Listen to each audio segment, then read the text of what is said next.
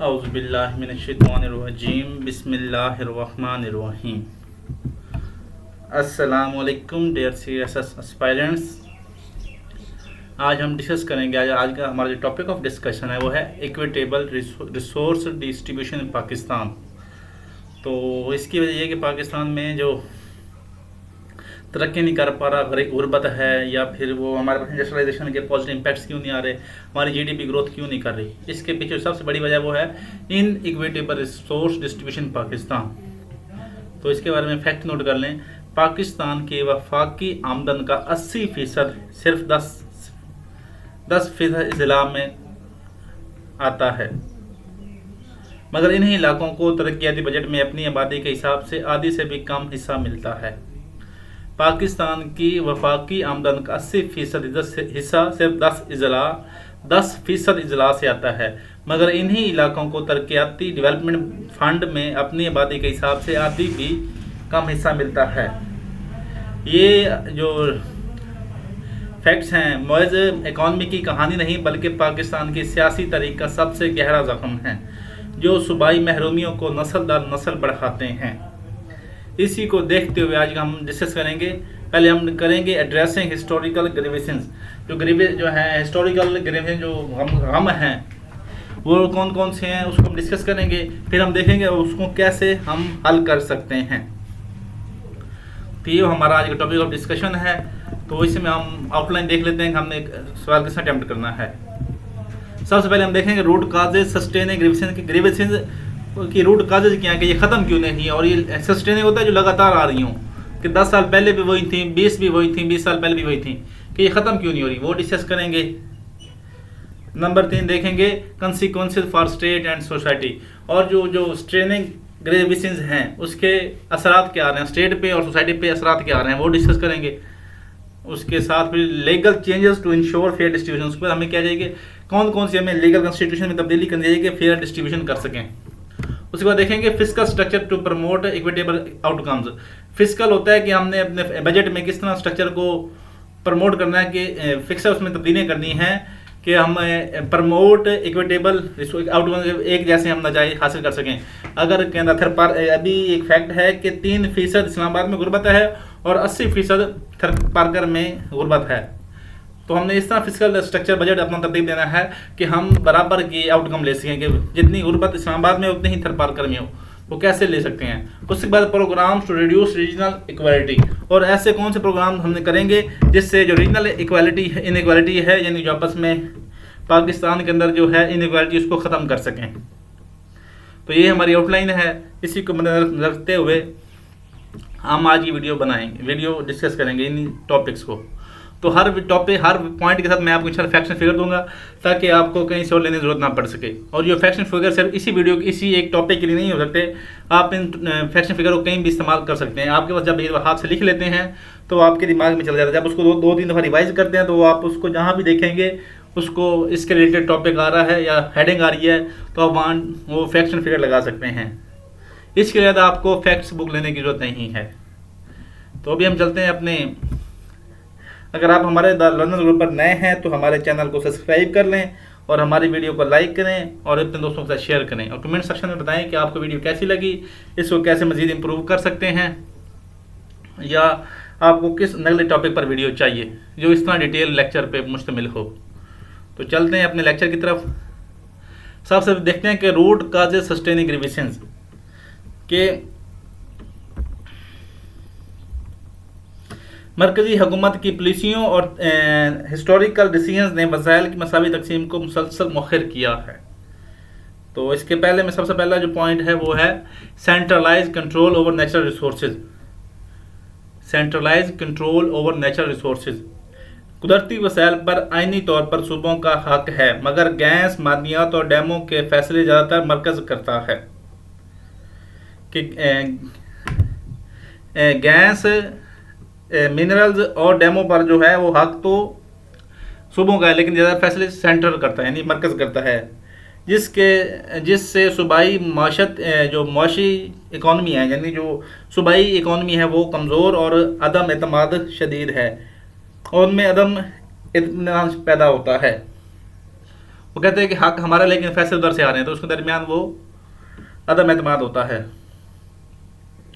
तो इसका fact note कर लें, Balochistan receives less then 12% of its gas revenue share. Balochistan अपनी गैस जिसके जो सुई गैस से पैदा हो रही है उसमें से 12% से भी कम वो उससे रेवेन्यू हासिल करता है, उसका शेयर है। और ये किसने फैक्ट दिया? ये फाइनेंस डिवीजन 2024 की रिपोर्ट है। दूसरा रूट का जो है unequal fiscal transfers and allocations. NFC award के बावजूद जो बजट है, बजट की तकसीम है, आबादी ज़रूरत और इस्तेदाद के मुताबिक नहीं तकसीम की जाती, बल्कि खुश इलाकों को प्रायोरिटी दी जाती है, जैसे लाहौर, कराची, इस्लामाबाद। तो इसका नतीजा क्या होता है? कम आमदनी वाले सूबे तरक्याती मंसूबों में पीछे रह जाते हैं। इसका नतीजा क्या निकलता है कि कम आमदनी वाले सूबे तरक्याती मंसूबों में पीछे रह जाते हैं। जैसे आप देखेंगे ऑरेंज ट्रेन लाहौर में है, मेट्रो ट्रेन लाहौर में है, उसके बाद फिर वो क्या कहते हैं विदा प्लस या स्पीडो गाड़ी उसी में है। उसके बाद वो जो अभी इलेक्ट्रिक बसें हैं वो लाहौर में है, अच्छे इंफ्रास्ट्रक्चर लाहौर का है, अच्छे हॉस्पिटल लाहौर में है। जो बाकी जो रुकाड़ा है या साई वाला है या खाने वाला है, मुल्तान है, तो यहाँ ये सहूलतें क्यों नहीं दी गई? तो ये कहते हैं कि unequal fiscal transfer and allocations हैं। तो ये जो मैंने आपको बताई है ये आपकी एग्जाम्पल होगी, आप ये कोट कर सकते हैं। तीसरा देखते हैं political exclusion of regional elites के महरूम सूबों के सियासी रहनुमाओं को फैसल साजी में बराबरी ना मिलने से वफाकी पॉलिसियाँ ज़मीनी हक़ाइक़ से कट जाती हैं।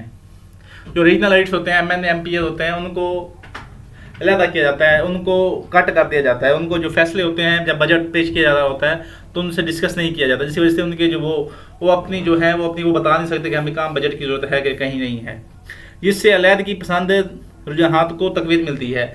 जिसकी वजह से जो अभी बलूचिस्तान में चल रहा है कि वो सेपरेटिस्ट मूवमेंट्स चल रही हैं, तो इस वजह से चल रही हैं कि उनको वो जब डिस्कस करना लगते हैं कोई इशू तो उनको वो कदर नहीं करते। तो इसका एग्जाम्पल को नोट कर लें, former FATA has no provincial assembly till 2018 merger कि 2018 मर्जर जो बनी है उससे पहले फाटा की कोई प्रोविंशियल असम्बली नहीं थी। अभी तो उसको फाटा मर्ज कर दिया गया ना कि पीएम से पहले नहीं थी, जिसकी वजह से उनके जो उनको पोलिटिकली एक्सक्लूड किया गया हुआ था। तो that disproportionate infrastructure investment patterns के तरक्याती बजट बड़े शहरों और मखसूस राहदारियों तक महदूद रहे हैं। पाकिस्तान में जो डेवलपमेंट बजट है बड़े शहरों और मखसूस राहदारियों तक महदूद रहा। राहदारी कहते हैं जैसे वो कॉरिडोर होते हैं। देही और पसमानदा इलाकों में सड़क, सेहत और तलीम के मंसूबे ना होने के बराबर हैं। देहाती और पसमानदा इलाकों में सड़क यानी जो रोड्स हैं वो भी अच्छे नहीं हैं, सेहत का सेटअप भी अच्छा नहीं है और तलीम के मंसूबे ना होने के बराबर हैं। तो इसका फैक्ट नोट कर लें आप, 60% Pakistan student development programme funds spend in Punjab in financial year 2014, 60% PSDP funds spent in Punjab in financial year 2024. So the administrative neglect and governance deficits के कमज़ोर ब्यूरोक्रेसी, करप्शन और मनसूबाबंदी की कमी ने दो जो उसमें जो है एतमाद का डेफिसिट क्रिएट इलाकों में नाकाबिल अमल बनाया हुआ है, जिससे अवामी एतमाद कमज़ोर हुआ है। यानी जो वहाँ गवर्नेंस डेफिसिट्स हैं, कमज़ोर ब्यूरोक्रेसी है, बाद करप्शन है और मनसूबाबंदी की कमी ने इलाकों के दरमियान बहुत ज़्यादा गैप पैदा कर दिया है, जिससे अवामी उनका जो पब्लिक इंटरेस्ट है वो गवर्नमेंट इंस्टीट्यूट में रह भी नहीं गया। वो कहता है जब लाहौर में जाता तो उसमें आपको कितने अच्छे अच्छे हॉस्पिटल, मी हॉस्पिटल है, जनरल हॉस्पिटल है, सर्विसेज हॉस्पिटल है, CMH है, इस तरह के, लेकिन आपको जो उसके साथ वाले जो शहर हैं उनमें ऐसी कोई चीज़ ही नहीं है, तो इसके पब्लिक इंटरेस्ट नहीं है उनके ऊपर, वो MPs ML पर एतमाद भी नहीं करते। तो इसका फैक्ट नोट कर लें, transparency international 2024 corruption perception index में पाकिस्तान का स्कोर था वो 29/100 था, कि पाकिस्तान सिर्फ 100 में 29 नंबर ले सका है और ये 140वें नंबर पे आता है, 140/180। ठीक हो गया, ये हो गया आपका फैक्ट। अभी देखते हैं ethnic discrimination and identity politics. लसानी और नस्ली, इथनिक और आइडेंटिटी लसानी और नस्ली बुनियादों पर इम्तियाजी सलूक और सियासी नारे सूबाई हम आगे को मुतासिर करते हैं। एथनिक और आइडेंटिटी बुनियादों पर डिस्क्रिमिनेटिव सलूक और सियासी नारे सूबाई इंटीग्रेशन को मुतासिर करते हैं और अलहदगी की आवाज़ को बढ़ाते हैं। तो इसका फैक्ट है कि मुहाजिर सिंध इथनिक क्लैशेज इन कराची 2023 में यही हुए थे कि सिंध कहते हैं कि हम सिंधियों का, मुहाजिर कहते हैं कि हमने इसको आबाद किया है।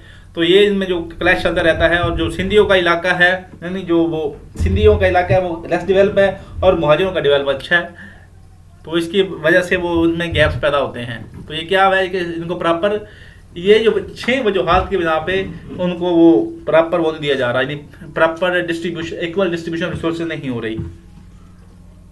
ठीक हो गया। अभी हम देखते हैं कि consequences for state and society. जब रियासत सूबों के तारीखी जख्म यानी जो हिस्टोरिकल ग्रीवेंसेस भरने में नाकाम हो तो वफाकी ढांचा बिखरने लगता है। तो ये आप पहले लिखेंगे, फिर उसके बाद पॉइंट्स लाइक बताएंगे। जब रियासत सूबों की तारीखी जख्म भरने में नाकाम हो तो वफाकी ढांचा बिखरने लगता है। ईस्ट पाकिस्तान की अलहदगी यानी जो बांग्लादेश की अलहदगी, बलूचिस्तान की बगावतें और आज की सूबाई क्लैशेज इसी मुसलसल नाइंसाफ़ी का नतीजा है। ठीक है, मशरकी पाकिस्तान की अलहदगी, बलूचिस्तान की बगावतें और आज की सूबाई क्लैशेज इसी मुसलसल नाइंसाफ़ी का, इन्होंने अनइक्विटेबल डिस्ट्रीब्यूशन रिसोर्सेज है। ठीक हो गया।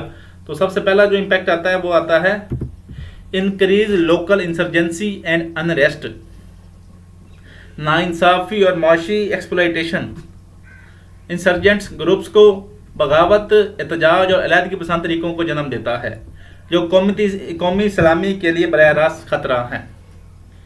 तो इसका फैक्ट नोट कर लें। Fresh Baloch insurgent attacks surge 35% in 2024। Fresh Baloch insurgent attacks surge 35% in 2024। और ये इसका कौन कह रहा है? ये साउथ एशिया टेररिज्म पोर्टल कह रहा है। Weakening of national integration process, सूबों में एहसास महरूमी वफाकी ढांचे पर एतमाद ख़त्म करता है, यानी उनको इग्नोर किया जाता है। जब सूबों को समझा जाता है कि हम इग्नोर कर रहे हैं तो जिसकी वजह से क्या होता है, वफाकी ढांचे पर एतमाद ख़त्म हो जाता है, जिससे कौमी नेशनल इंटीग्रेशन और कॉन्स्टिट्यूशनलिज्म और मुश्तरका पॉलिसी साजी मफलूज हो जाती है। जिससे क्या होता है कि नेशनल इंटीग्रेशन कमज़ोर होती है, उसके बाद कॉन्स्टिट्यूशन इम्प्लीमेंटेशन कमज़ोर हो जाती है। उसके बाद वो कहता है कि कोलैटरल जो पॉलिसीज होती है कि सूबा और फेडरल इकट्ठे लेके चलते हैं, वो भी फ़र्क, उनमें भी फ़र्क आ जाता है। तो इसका फैक्ट कोड नोट कर लें। इंटीग्रेशन कैन नॉट थ्राइव, नहीं हो सकती वेयर एक्सक्लूजन इज एब्सेंट, कि जहाँ लोगों को एक्सक्लूजन किया जा रहा हो वहाँ इंटीग्रेशन पॉसिबल नहीं है। तो इसकी कोड दोबारा नोट कर लें। Integration cannot survive where inclusion is absent. और ये कौन कह रहा है? यूनाइटेड नेशन ह्यूमन डेवलपमेंट कह रहा है। Reduce regional economic growth rates, reduce regional economic growth rates, वफाकी अदम तवाज़न की बहस, सरमायाकारी रुकती है, बुनियादी ढांचे यानी जो बेसिक इंफ्रास्ट्रक्चर में कमी रहती है, जो मकामी कारोबार तरक्की नहीं कर पाते और नतीजा गुर्बत और बेरोजगारी बढ़ती है। वफाकी अदम तवाज़न की बहस, सरमायाकारी रुक जाती है। कहता है इनकी आपस में नहीं बनती तो हम इधर इन्वेस्टमेंट क्यों करें, फॉरेन इन्वेस्टर ये कहता है। उसके बाद बुनियादी ढांचे की जो बेसिक इंफ्रास्ट्रक्चर होता है वो उसमें भी कमी आ जाती है। वो कहता है कि सेंटर कहता है हम इनको बजट क्यों दें। जो मकामी कारोबार तरक्की नहीं कर पाते, जब उनको इंफ्रास्ट्रक्चर बेसिक इंफ्रास्ट्रक्चर नहीं होता तो जो वो कहते हैं कि जो रोड्स ही नहीं होंगे तो कारोबार किस पे करेंगे। उसके बाद नतीजा गुर्बत और बेरोजगारी बढ़ती है। फैक्ट नोट कर लें। Balochistan GDP growth remains below 2% versus national 4.5% in financial year 2024। Balochistan की GDP ग्रोथ थी वो 2% से भी कम थी, जबकि हमारी नेशनल जो GDP ग्रोथ थी वो 4.5% थी इन फाइनेंशियल ईयर 2025। ये एग्जांपल कोट करनी है आपने। With distrust between provinces and centre, बार बार वादा खिलाफी, मालियाती तनाज़ात यानी फाइनेंशियल क्लैशेस और इख्तियारात की गैर मसावी तकसीम, वफाकी हुकूमत और सूबों के दरमियान अदम एतमाद को गहरा करती है। बार बार वादा खिलाफी, यानी वो कहते हैं बजट देंगे लेकिन बजट नहीं देते जो सेंटर आपको देता। उसके बाद माली तनाज़ात के फाइनेंशियल क्लैशेज़ और इख्तियारात की गैर मसावी तकसीम वफाकी हुकूमत और सूबों के दरमियान अदम एतमाद को गहरा करती है, जो पॉलिसी पर इम्प्लीमेंटेशन को मफलूज कर देता है। तो इसके बारे में कोड नोट कर लें। Trust is the currency of federalism, इन दोनों के दरमियान फेडरलिज्म होना चाहिए। Trust is the currency of federalism. और ये किसने कहा है? डॉक्टर हाफिज पाशा ने कहा है। डॉक्टर हाफिज पाशा ने कहा है trust is the currency of federalism. ये हो गया, इम्पैक्ट्स आ गया या कंसिक्वेंसेज। अभी हम डिस्कस करते हैं legal changes to ensure fair distribution in centre and provinces के लिए हमें कौन सी लीगल इंस्टीट्यूशन में तब्दीली करनी चाहिए। तो सबसे पहला जो है इंश्राइन प्रोविंशियल रिसोर्स राइट्स कॉन्स्टिट्यूशनली, शामिल करें प्रोविंशियल रिसोर्स राइट्स कॉन्स्टिट्यूशनली। सूबाई मदनियात, गैस और बिजली पर आईनी मालकाना हकूक शामिल करके वफाकी मदाखलत रोकी जा सकती है। जो सूबाई मदनियात हैं, गैस है और बिजली पर आईनी जो उन पे उनका जो मालकाना हकूक शामिल करके वफाकी मदाखला रोकी जा सकती है कि वफाक से उसको रोका जा सकता है, जिससे एतमाद बढ़ेगा और सूबाई खुद मुख्तियारी को यानी प्रोविंशियल ऑटोनॉमी को तकवीत यानी तकवीत मिलेगी, यानी वो स्ट्रेंथन होगी। नंबर दूसरा पॉइंट है strengthen fiscal federalism in law. Fiscal federalism को आइन में मजीद मजबूत करके टैक्स, रॉयल्टी और ग्रांट्स का शफाफ निज़ाम बनाया जाए ताकि सूबों को तरक्की के लिए मुस्तकिल माली खुद कफालत हासिल हो। फिस्कल फेडरलिज्म को आइन में मजीद मजबूत करके टैक्स, रॉयल्टी और ग्रांट्स का शफाफ निज़ाम अपनाया जाए ताकि सूबों को तरक्की के लिए मुस्तकिल माली को खुद फाइनेंशियल इंडिपेंडेंस हासिल हो। तो इसका फैक्टर नोट कर लें। Fiscal autonomy fuels national unity. Fiscal autonomy fuels national unity, और ये कौन कह रहा है? ये वर्ल्ड बैंक कह रहा है। उसके बाद create independent resource distribution commission. Create independent resource distribution commission, वसाइल की तकसीम के लिए एक इंडिपेंडेंट रिसोर्स डिस्ट्रीब्यूशन कमीशन कायम किया जाए जो सियासी दबाव से आज़ाद हो, आबादी ज़रूरत और कारकर्दगी की बुनियाद पर वसाइल बांटे। कि वो पहले बनाया जाए जो इंडिपेंडेंट हो, इंडिपेंडेंट रिसोर्स डिस्ट्रीब्यूशन कमीशन हो, और वो किस पे? वो सियासी दबाव से बालातर हो, और वो किस पे तकसीम करेगा? आबादी, इस पर आबादी होगी जिसको इतनी ज़रूरत होगी, और कारकर्दगी यानी उसके जो पैसा लगा रहे हैं वो करप्शन के नजर तो नहीं हो रहा, तो इफेक्टिवनेस की बुनियाद पर वसाइल बांटे। उसके बाद है mandate transparent formula based allocation. Mandate transparent formula based allocation, हर साल वसाइल की तकसीम के लिए वाज़ेह काबिल जांच फार्मूले को आईनी तौर पर लाजिम करार देना ट्रांसपेरेंसी, अकाउंटेबिलिटी और सूबों के दरमियान एतमाद को मजबूत करता है। हर साल वसाइल की तकसीम के लिए प्रॉपर काबिल जांच फार्मूले को आईनी तौर पर लाजिम करार देना चाहिए। जो आईनी फार्मूला उसको लाजमी करार देना चाहिए कि उसकी जांच पड़ताल हो, और उससे क्या होगा? उसमें ट्रांसपेरेंसी आएगी, उसमें अकाउंटेबिलिटी होगी और सूबों के दरमियान ट्रस्ट बढ़ेगा। ये हो गया लीगल कॉन्स्टिट्यूशन चेंज। अभी के देखते हैं कि हमने क्या करें fiscal structure to promote equitable outcomes की जो फिस्कल स्ट्रक्चर है यानी जो फाइनेंशियल मैटर्स को कैसे हल करें। तो सबसे पहला जो पॉइंट है वो है adopt needs and capacity based formula transfers. वसाइल की तकसीम में आबादी के साथ सूबों की ज़रूरत और माली सलाहियत का हिसाब ज़रूरी है ताकि पसमानदा इलाके ज़्यादा हिस्सा ले सकें और तरक्की का तवाज़ुन बरकरार रहे।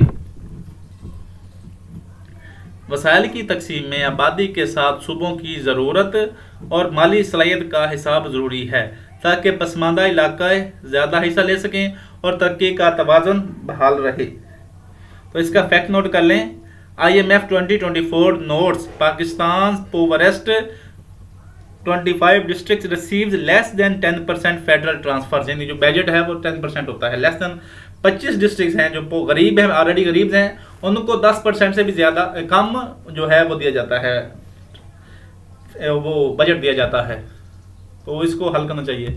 नंबर 2 है introduce automatic equalisation and stabilisers. System में क्वालिफिकेशन सिस्टम में खुदकार और इक्वलाइजेशन माशी झटकों या कुदरती आफात के वक्त मुतासर इलाकों को फौरी इजाफी फंड्स मिलें, सौदेबाजी के बगैर फौरी रिलीफ मुमकिन हो। कहता है कि आउटलाइन जो है इक्वलाइजेशन और स्टेबलाइजर इंट्रोड्यूस किए जाएं, इनके पास बजट होना चाहिए। जब खुदा न खास्ता कोई फ्लड्स वगैरह या कोई अनहोनी हो तो इनके पास इजाफी है, उनको दिया जाए बगैर किसी सौदेबाजी के कि आप हमें अगले साल फिर पैसे देंगे, इस तरह कोई ना की जाए, बल्कि ये ऑलरेडी इनके पास बजट हो। उसके बाद है expand provincial revenue sharing of natural resources. Expand provincial revenue sharing of natural resources. कुदरती वसाइल की आमदन में सूबों का हिस्सा बढ़ाकर मकामी तरक्की, रोजगार और इत्मीनान को फरोग दे सकता है ताकि मरकज पर इन्हिसार कम से कम हो। कुदरती वसाइल की आमदन में सूबों का हिस्सा बढ़ाया जाए, जिससे क्या होगा, मकामी तरक्की होगी, वहाँ इंडस्ट्री लगेगी, उससे रोजगार मिलेगा, बंदों को पैसे में तनख्वाहें मिलेंगी, उनके लाइफ स्टैंडर्ड बेहतर होगा।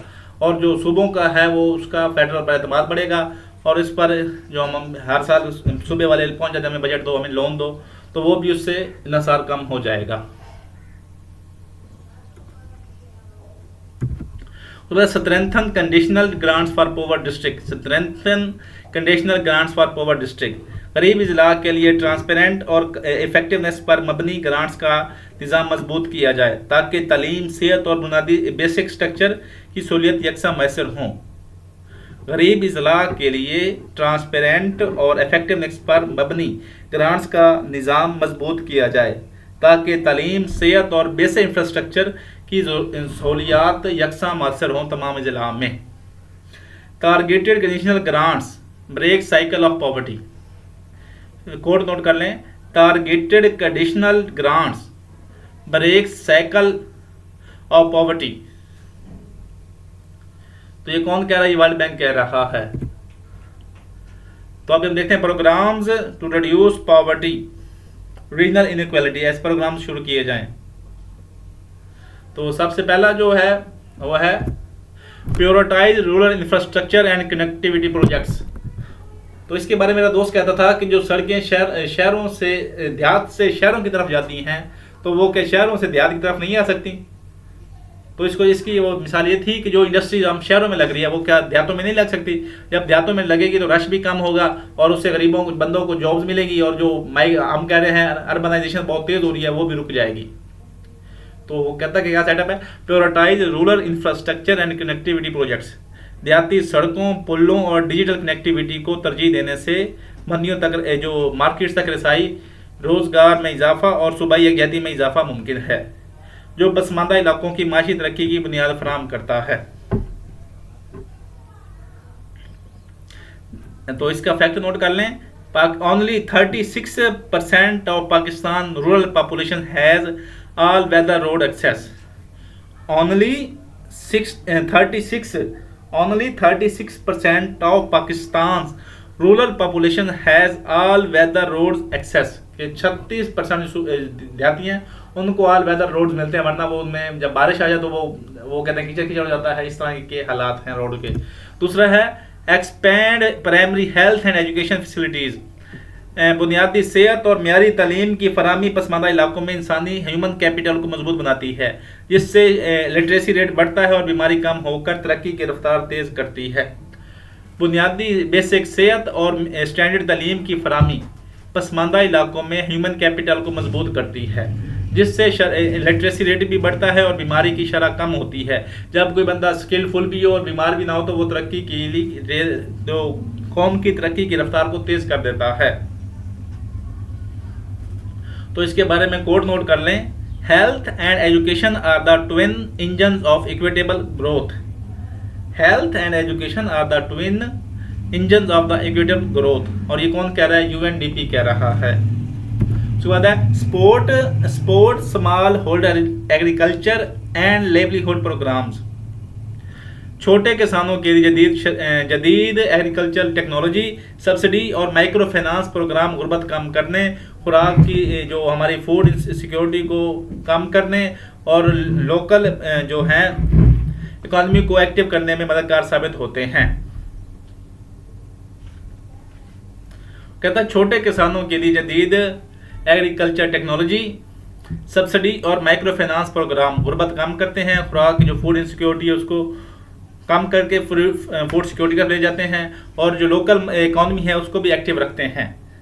तो इसका फैक्ट नोट कर लें, पाकिस्तान स्मॉल होल्डर्स हैज़ 2% है, जो 2% लोग हैं, प्रोड्यूस 35% ऑफ क्रॉप्स, यानी जो हमारी फसल है उसका 35% प्रोड्यूस करते हैं, but receives less than 15% agri credit. ये कौन कह रहा है? स्टेट बैंक ऑफ पाकिस्तान कह रहा है। दोबारा सुन लें, Pakistan small holders produce 35% of crops but received less than 15% agri credit. और ये कौन कह रहा है? स्टेट बैंक ऑफ पाकिस्तान कह रहा है। उसके बाद है create special economic zones with local employment. Local human capital को तरजीह देने वाले खुसूसी स्पेशल इकोनॉमिक जोन सनती तरक्की, बराह रास्त सरमायाकारी और रोजगार पैदा करने में अहम किरदार अदा करते हैं।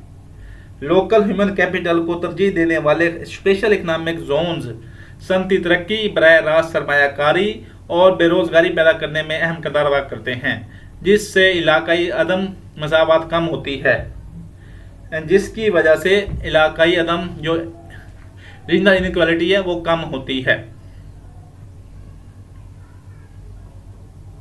तो इसका फैक्ट नोट कर लें, local hiring causes turn special economic zones into engines of inclusion. Social economic zones होते हैं, वहाँ जो लोकल उनके जो इंडस्ट्रीज होती है वो लोकल्स को भर्ती करती है। इससे क्या होता है कि इससे सोशल इंक्लूजन होती है, जिससे उनको जॉब मिलती है, जॉब से उनकी वो तनख्वाहें अच्छी मिलती हैं, तनख्वाहें जब अच्छी मिलती हैं तो उनका लिविंग स्टैंडर्ड अच्छा होता है, लिविंग स्टैंडर्ड अच्छा होता है, वो भी नेशनल इक्वालिटी की तरफ मूव होना शुरू हो जाती हैं। तो मैं उम्मीद करता हूँ कि मैंने आपको पॉइंट्स दिए हैं ये आपके लिए इंपॉर्टेंट होंगे।